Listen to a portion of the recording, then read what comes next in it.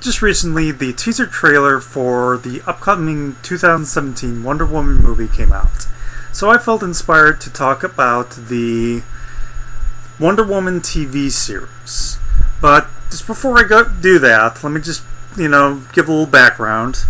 Wonder Woman actually isn't the first female superhero, but she's the most popular. She appeared in the 40s, and she took a large part in the Second World War, just like Captain America did. Whereas, with the exception of a sort of what-if story, Superman didn't take part of the war, and Batman stayed out of it. But Wonder Woman was, for the most part, in the front lines, just like Captain America. And as the war ended, comic books declined, but Wonder Woman, like Superman and Batman, was able to keep her title and was not canceled. She was revived in the 70s, given a new, updated, introduction and so on. Although a little bit later, in the late 60s, they went back to her being in World War II, and then there was the whole, Emma Peel knockoff phase, which I'm not even going to get into right now. But anyways, let's just talk about other versions on the screen. And the very first live-action pilot was Who's Afraid of Diana Prince? And this was more in line with the Adam West Batman series, i.e. it was very campy, and more silly and so on. And quite frankly, I think this is the wrong way to go with Wonder Woman. Now, later in 1974, we got a TV movie, Wonder Woman, and it starred Kathy Lee Crosby. Now, thing is though, she doesn't look anything like Wonder Woman. She has blonde hair, she has the jumpsuit. There was this slight basic, version of her origin of, she's from Themyscira, Paradise Island. She's going, to, be a spy in America and so on. And we get the actor who played Khan in the second Star Trek movie, not Cumberbatch, the other one. And, quite frankly, this TV movie was quite dull. At least I found it to be so. But anyways, then we got this series, and later on in the 2000, there was a pilot for a live-action Wonder Woman series. I've seen this pilot, and the costume looked great, but I was not impressed with the storyline. Making Diana a successful, owner of a franchise, a business, I felt that was kind of the wrong way to go, And, Wonder Woman has appeared in various cartoons. First in Brady Kids, she was a large part of Super Friends, and in point of fact, the invisible plane or invisible jet, we see this a lot in Super Friends. More than any other franchise, we see the jet. It makes a few appearances here, but we see it the most here. There was a direct-to-DVD video. It actually took me the third viewing to really get into this. Just because the way the storyline was written, and the third time round, it kind of clicked with me. But I won't go too much in this one. But I do want to talk about the Lynda Carter series. I mean, obviously, because, as I pointed out in another video, this is the iconic Wonder Woman. And, I would say Gal Gadot has a lot on her shoulders, because there have been various, Batman and Superman. There's one constant image of Wonder Woman. So far, of what I've seen of the Gadot movie, based off of the teaser trailer, they're going with set,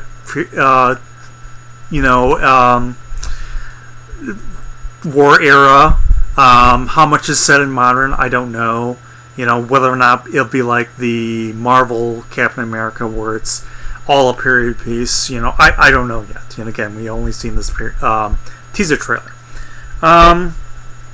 But anyways, let's talk about this TV series.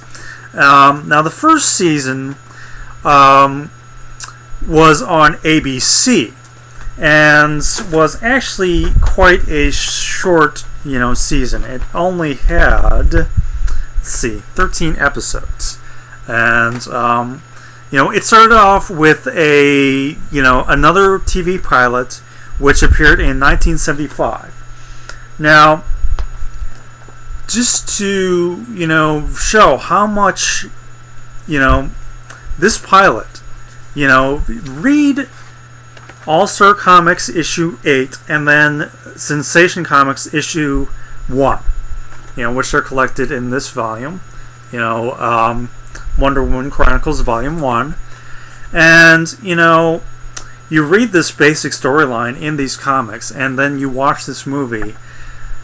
They're very much dovetailing each other, because we have the basic story of these comics being shown in this movie.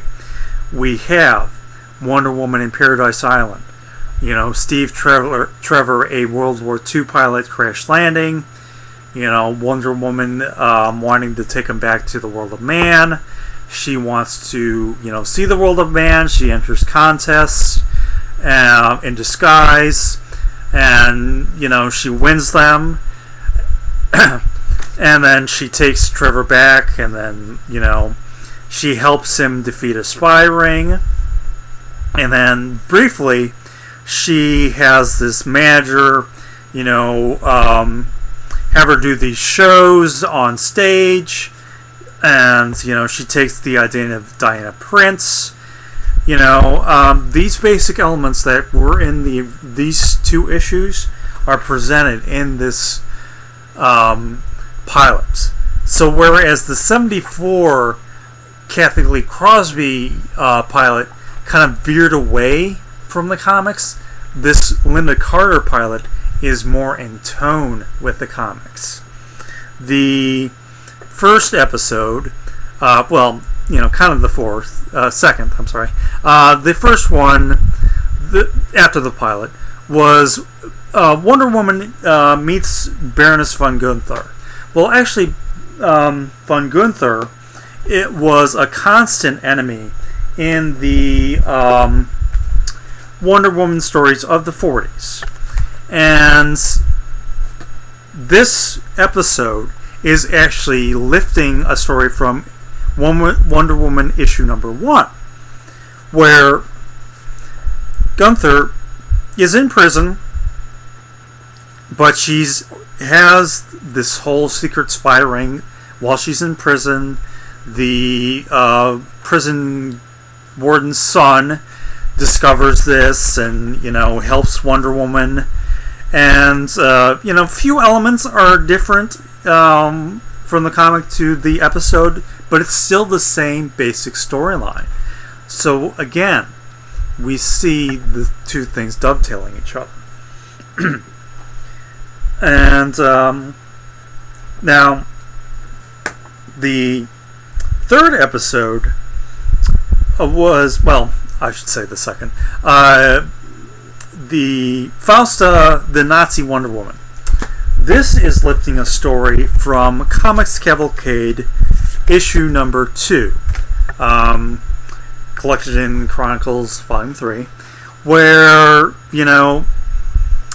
a Nazi agent, female agent, poses as Wonder Woman at a fair in order to catch the real Wonder Woman.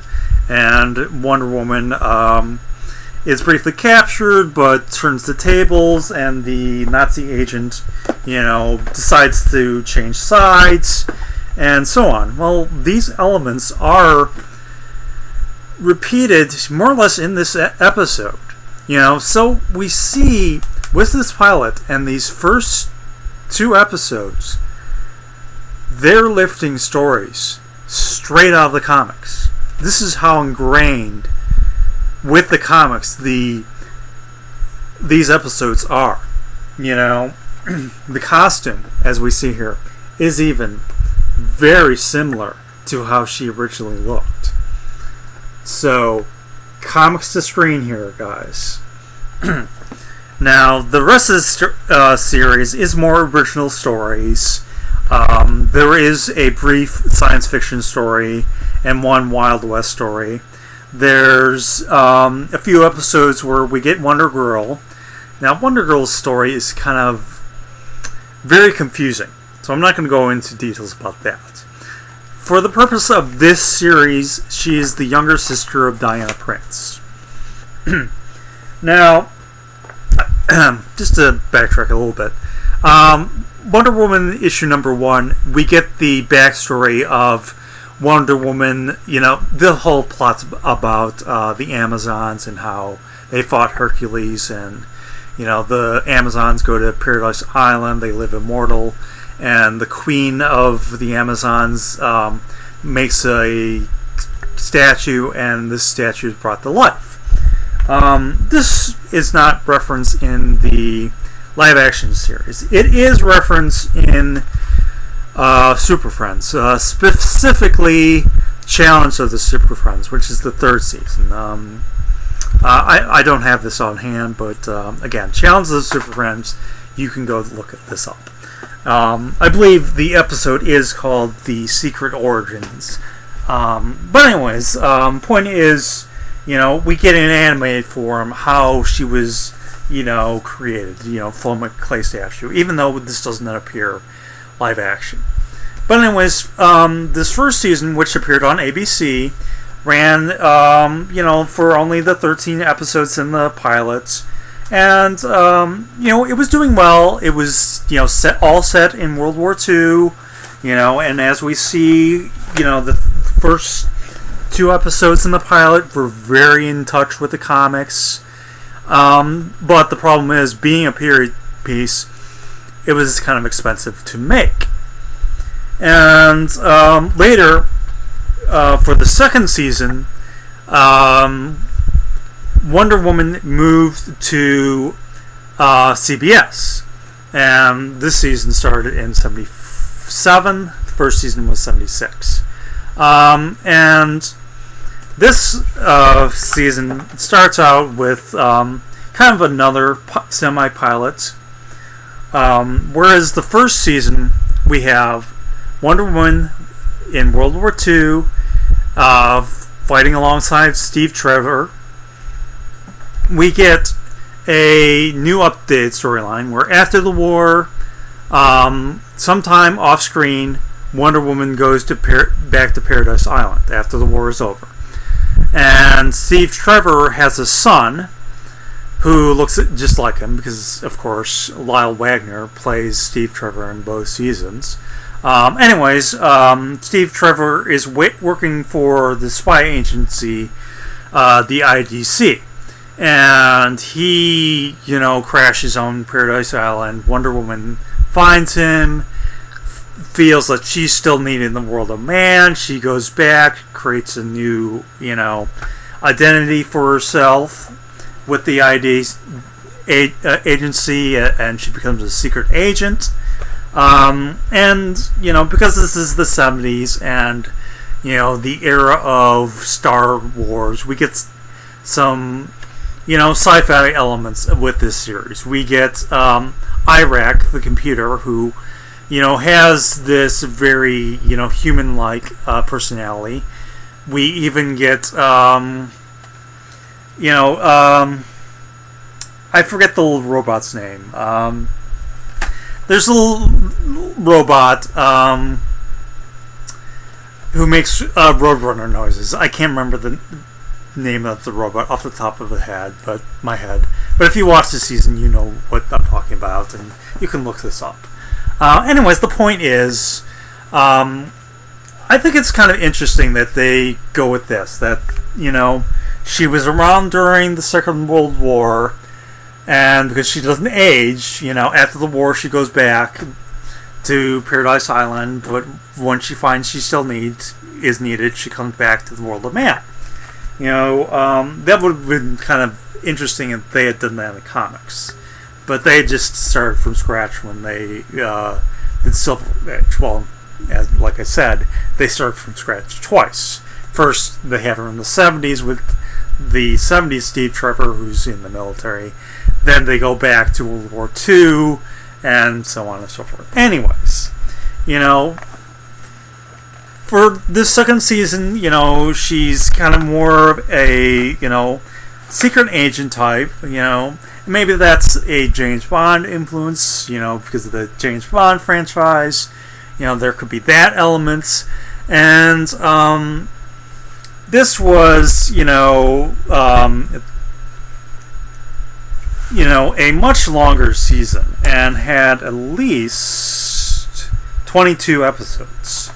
And, for at least the second and third episode, there are still elements of remnants of, or mementos of the Second World War. In the second episode, we get a group of Nazis who try to resurrect Hitler. For the third episode, we get a Japanese warrior who, as a child, was, on a field of battle, and he met Wonder Woman, but now he's an older man, and he's wanting to get back at Wonder Woman for revenge. And, for this second season, we don't get, comics to, screen storylines. We did, as I said, for this season. And with the exception of the two episodes here, we don't get that many comic book villains coming to screen. We don't get Cheetah, we don't get Giganta, but we get new original villains. And so it still carried on in CBS. It was still doing well and was able to carry on for a third season, which started in '78. And this series ran for 24 episodes. It continued the storyline of Diana Prince working as a secret agent. And again, no comics to screen episodes, but we still get more of her on her own. Whereas at the beginning of the second season, she would sometimes work with Trevor, just as she did in the first season. More and more in the second season, she worked on her own, and Trevor was sort of her advisor, her boss, whatever. That is continuing on in this season, and more she works on her own. And I would say Wonder Woman has the right sort of feminism. It's not in a negative way. That it's more of a positive look that that she's doing her own thing and she's working alongside men with her. That she's she's not fighting. She's fighting more with love. Which is the original intent. Ares, the god of war. It, puts the world in, turmoil. Aphrodite, the goddess of love, wants to send Wonder Woman to combat this.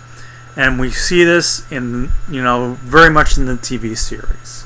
New 52 made Wonder Woman the new god of war, which I felt was completely against what the comics are, and I'm hoping the, Gadot movie does not have this, or, I may be pronouncing her name wrong, by the way.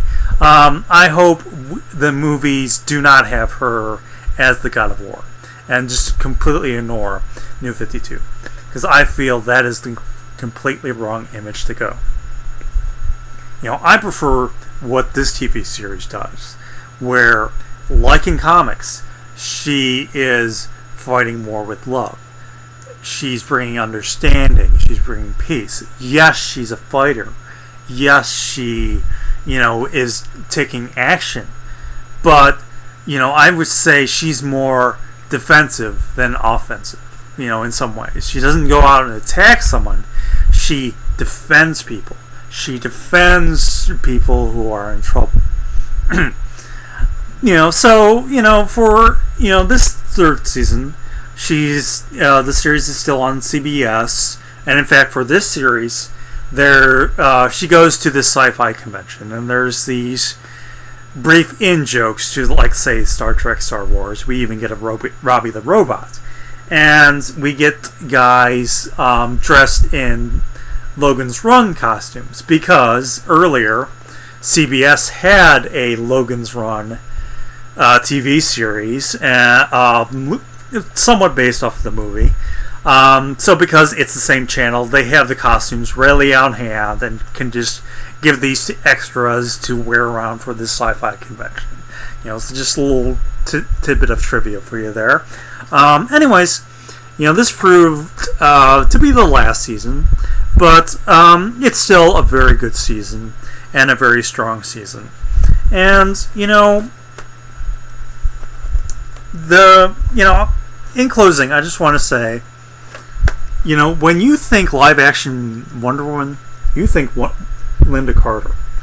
3 seasons of television she brought.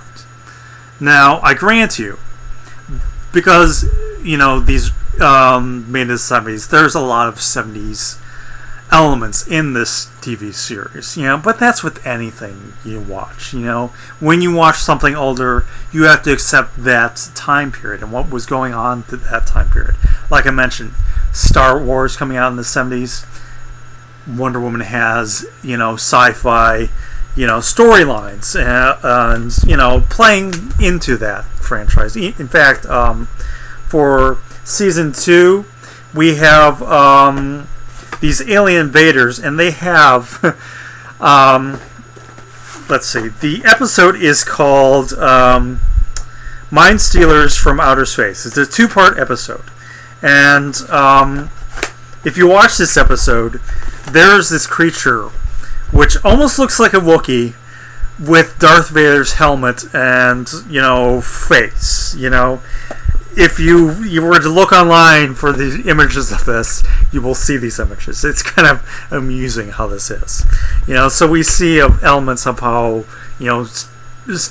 basically Star Wars was influencing a lot of TV, and movies and so on. As with anything. But anyways, getting back to Wonder Woman. When you think Wonder Woman, right off the bat, you think Lynda Carter. You can't get any more iconic than that. She is the face of Wonder Woman. I mentioned these other versions, the Kathy Lee Crosby, the first attempt with Who's Afraid of Diana Prince. I mentioned the 2000 attempt pilot. Those 3, they didn't get the material right. Lynda Carter, again, the pilot episode and first 2 episodes, very ingrained with comics. Getting the material right. And getting the idea of Wonder Woman right. Don't get me wrong. I want the Gal Gadot movie to succeed. I want it to do well. This teaser trailer has got me excited. But again, I don't want them to go the route of New 52. I'm crossing my fingers on that. It looks good so far. It looks like a period piece, and I'm very excited about it. But the point is, if you're willing to accept the 70s-ish era of what's going on with this TV series, I say watch this series. You cannot go wrong with this series, except for this series for what it is. And I say that with anything. I say that with the Adam West 60s Batman. I say that with I would say that with the George Reeves Superman TV series, and any comic book movie or series, and there actually have been a lot of 70s comic book TV series. Incredible Hulk, there was briefly a Spider-Man series, you know, Cribble Hulk lasted several seasons. As we see, this series at least had 3 seasons, and they were wonderful. And this series is just plain wonderful because, you know, it's Wonder Woman, plain and simple. Anyways, that's all I had to talk about. Hopefully you've enjoyed this.